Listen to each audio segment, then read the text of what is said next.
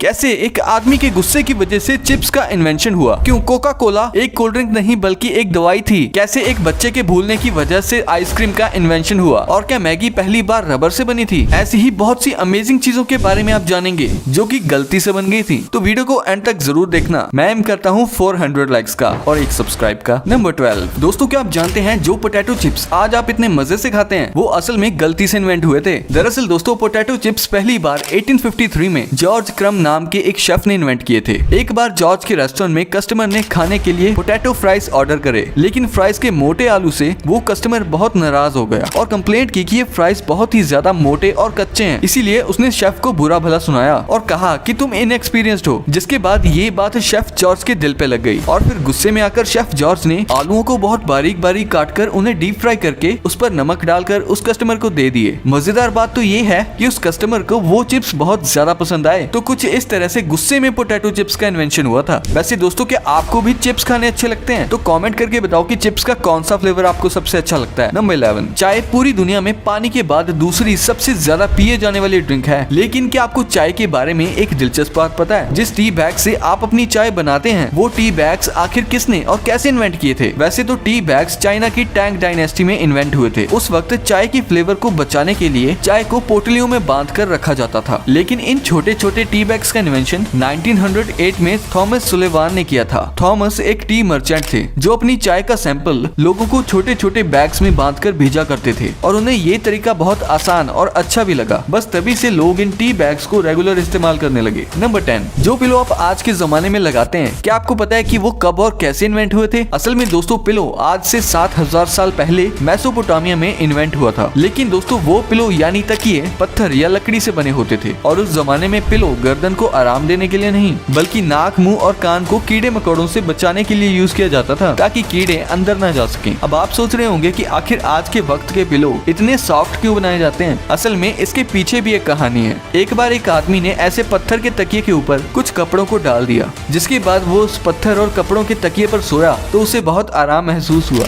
बस तभी से लोगों ने मुलायम तकिए बनाना शुरू कर दिया। नंबर 9 क्या आप जानते हैं कि स्टिक आइसक्रीम का इन्वेंशन एक छोटे बच्चे के भूलने की वजह से हुआ था? जी हाँ, आज से करीब 100 साल पहले एक 11 साल के बच्चे ने पानी में सोडा मिक्स करके रखा और चम्मच को उसी ग्लास में छोड़ के वो बच्चा उसे पीना भूल गया। उस वक्त ठंड का मौसम था, इसीलिए सुबह तक वो सोडा वाटर चम्मच के साथ ही ग्लास के अंदर जम गया था और फिर जब उसने उसे ऐसे ही खाया तो उसे वो बड़ा मजेदार लगा। और उसने जब ये सबको बताया तो अमेरिकन कन्फेशनर हैरी बर्ट को एक आइडिया आया कि क्यों ना इस सोडा वाटर में फ्लेवर्स डालकर स्टिक आइसक्रीम का इन्वेंशन किया जाए और तब से आज तक ये सबकी फेवरेट है। नंबर 8 दोस्तों, बबल रैप हम सभी को पसंद होते हैं क्योंकि इसे फोड़ने में मजा जो आता है। वैसे ये साइकोलॉजिकल भी प्रूवन है कि बबल रैप को फोड़ने से स्ट्रेस कम होता है। लेकिन क्या आपको पता है कि बबल रैप को आखिर किस पर्पस के लिए इन्वेंट किया गया था? असल में दोस्तों, बबल रैप को अल्फ्रेड फील्डिंग और मार्क शेवेंस ने 1957 में दीवारों पर डिजाइन्स बनाने के लिए इन्वेंट किया था। इसीलिए पेंट बॉक्स में भी बबल रैप भी उसके साथ दिया जाता था। लेकिन दोस्तों, बबल रैप तो दीवारों पर अच्छे डिजाइन्स बनाने में तो कामयाब नहीं हो पाई। लेकिन इसके इन्वेंटर्स ने नोटिस किया कि बबल रैप बॉक्स के अंदर पेंट को खराब होने से बचा पा रहा था। तभी से इसके इन्वेंटर्स ने इसको वॉलपेपर की जगह पैकेजिंग में इस्तेमाल करने का फैसला किया और तब से अब तक बबल रैप को आप हर एक पैकेजिंग में देख सकते हैं। नंबर 7 क्या आप जानते हैं कि सबकी most favourite drink Coca Cola को इन्वेंट करने का पर्पस सर दर्द और एंजाइटी को दूर करना था। कोका कोला को जॉन स्टिथ पेम्बर्टन ने सर दर्द के सिरप के लिए इन्वेंट किया था। लेकिन जब वो ये सिरप बना रहे थे तब गलती से उनके मिक्सचर में कार्बोनेटेड वाटर गिर गया था। जब जॉन ने इस सिरप को टेस्ट किया तो उन्हें इस सिरप का टेस्ट बहुत अच्छा लगा। बस तब से आज तक कोका कोला का एग्जिस्टेंस बना हुआ है। नंबर 6 जो वैसलीन आप आज इस्तेमाल करते हो, क्या आपको पता है कि उसका इन्वेंशन एक एक्सीडेंट था? वैसलीन का इन्वेंशन 1859 में एक केमिस्ट रॉबर्ट चेन्स ब्रो ने गलती से कर दिया था। असल में दोस्तों, वैसलीन पेट्रोल को रिफाइन करने के बाद एक बचा हुआ सब्सटेंस होती है जिसे रॉड वैक्स कहा जाता है और जिसको रिफाइनरी में काम करने वाले लोग साफ करते थे, जो कि वैसे तो एक तरह का यूजलेस सब्सटेंस था। लेकिन कुछ वर्कर्स का मानना था कि इस रॉड वैक्स से उनकी चोटें जल्दी ठीक हो जाती थी। फिर जब रॉबर्ट चेन्स ब्रो को इसके बारे में पता चला तो उन्होंने इस रॉड वैक्स को और रिफाइन करके एक जेली बनाई जिसको उन्होंने वैसलीन का नाम दिया और इस प्रोडक्ट का पेटेंट भी करवा लिया। स्टार्टिंग में किसी ने इस प्रोडक्ट को नहीं खरीदा, लेकिन जब वो न्यूयॉर्क गए तो उन्होंने लोगों के सामने अपने हाथ को केमिकल से जला के उस पे वैसलीन लगाई और दावा किया कि ये कटे और जले के घाव को जल्दी ठीक करती है। रॉबर्ट ने लोगों को ट्राई करने के लिए फ्री सैंपल्स भी दिए ताकि इसकी ज्यादा मार्केटिंग हो सके। रॉबर्ट ने वैसलीन की एक फैक्ट्री भी खोल रखी थी और आपको जानकर हैरानी होगी कि रॉबर्ट को वैसलीन पर इतना विश्वास था कि वो रोज एक चम्मच वैसलीन खा जाते थे। ऐसे में आपके मन में भी ये सवाल होगा कि क्या वैसलीन एक मेडिसिन है, लेकिन ऐसा नहीं है। असल में वैसलीन में कोई मेडिसिनल प्रॉपर्टीज थी ही नहीं, लेकिन बाद में रिसर्चेस से पता चला कि वैसलीन जले और कटे को जल्दी ठीक जरूर करती है, लेकिन ये कोई मेडिसिन नहीं है। असल में ये आपके घाव के ऊपर एक कोटिंग बना लेती है, जिससे घाव वाला एरिया बाहरी बैक्टीरिया से बचा रहता है और घाव को मॉइस्चर भी देता है, जिससे स्किन की नेचुरल हीलिंग स्पीड बढ़ जाती है। और अगर आप वैसलीन की वेबसाइट पे जाके पढ़ोगे तो वहाँ भी आपको यही लिखा मिलेगा। तो इस तरह से वैसलीन को एज अ मॉइस्चराइजर यूज किया जाने लगा। नंबर 5 दोस्तों, आपने ये चिपकने वाली चीज अपने कपड़ों या बैग्स एक्सेट्रा में देखी ही होगी।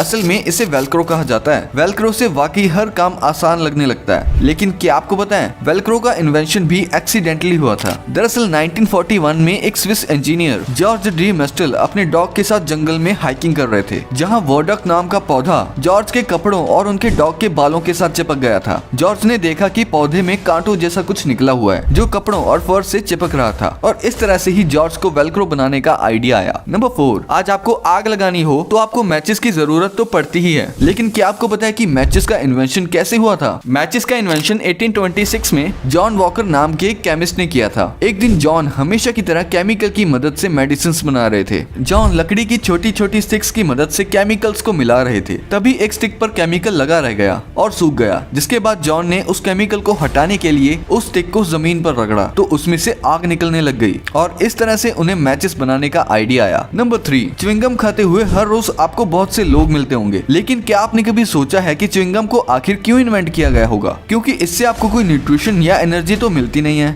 दोस्तों, आप जानकर हैरान हो जाएंगे कि च्युइंगम का इन्वेंशन एक एक्सीडेंट था। जी हाँ दोस्तों, च्युइंगम को वॉल्टर ई डिएमर ने एक गलती से इन्वेंट कर दिया था। असल में वॉल्टर रबर बनाने के लिए एक एक्सपेरिमेंट कर रहे थे, लेकिन जब उनका एक्सपेरिमेंट पूरा हुआ तो उन्हें बबल्स वाली रबर जैसी कोई चीज दिखी, जिसके अंदर बाद में फ्लेवर और कलर ऐड करके उसे च्युइंगम का नाम दे दिया गया। असल में बबल की वजह से ये प्रोडक्ट बहुत ही जल्दी लोगों को पसंद आने लग गया। नंबर 2, प्लास्टिक के बारे में आप सब तो ये जानते ही होंगे कि प्लास्टिक बहुत यूजफुल होता है, लेकिन इसके अंदर बहुत सारे नुकसान भी होते हैं, और सबसे बड़ा नुकसान तो पोल्यूशन है जो इससे होता है। लेकिन क्या आपको पता है कि प्लास्टिक का इन्वेंशन भी एक्सीडेंटली हुआ था? दरअसल दोस्तों, प्लास्टिक के इन्वेंशन से पहले शेलैक नाम के प्रोडक्ट को हर चीज के लिए, जैसे वुड वार्निशिंग, रिकॉर्ड्स बनाने और डेंटल टेक्नोलॉजी में यूज किया जाता था। शेलैक का प्राइस बहुत ज्यादा महंगा होता था, इसीलिए एक केमिस्ट लियो हेनरिक बेकलैंड ने एक ऐसा प्रोडक्ट बनाने का सोचा जिससे शेलैक को रिप्लेस किया जा सके। लेकिन जब लियो ने एक्सपेरिमेंट किया तो गलती से एक ऐसा मटेरियल बन गया जो आराम से मुड़ पा रहा था और मजबूत भी था, और इस तरह से प्लास्टिक का इन्वेंशन हुआ। नंबर 1, मैगी इस पूरी दुनिया में ज्यादातर लोगों की फेवरेट डिश है, लेकिन क्या आपको पता है कि मैगी का इन्वेंशन किसने, कब और क्यों किया था? दोस्तों, मैगी का इन्वेंशन 1884 में स्विट्जरलैंड के जूलियस मैगी नाम के एक बिजनेसमैन ने किया था। दरअसल वो बिजी वर्किंग वुमेन और मैन के लिए एक न्यूट्रिशियस और जल्दी पकने वाली डिश इन्वेंट करना चाहते थे, इसीलिए उन्होंने मटर और बीन्स के पाउडर का एक मसाला बनाया जिससे लोग आसानी से पकाकर खा सकते थे, जिसके अंदर बाद में नूडल्स भी शामिल कर दिए गए। जब मैगी को अमेरिका में पहली बार लॉन्च किया गया था तब इसकी अपीयरेंस से लोगों को लगा कि ये शायद रबर से बनती है, क्योंकि इसका टेक्सचर किसी रबर की तरह ही था। लेकिन फिर धीरे धीरे मैगी के टेस्ट ने अमेरिकन का दिल जीत लिया और फिर इसे इंडिया में भी लॉन्च कर दिया गया था। तो दोस्तों, ये थी कुछ चीजें जो गलती से इन्वेंट हो गई थी, पर आप इस वीडियो को लाइक ना करने की गलती ना करना और सब्सक्राइब करने की भी, क्योंकि अगर आप गलती से भी सब्सक्राइब करना भूल गए तो आप ऐसी और अमेजिंग वीडियोस नहीं देख पाओगे। तो सब्सक्राइब कर लो यार। मैं मिलता हूँ आपसे अगली वीडियो में, तब तक के लिए कीप द नॉलेज।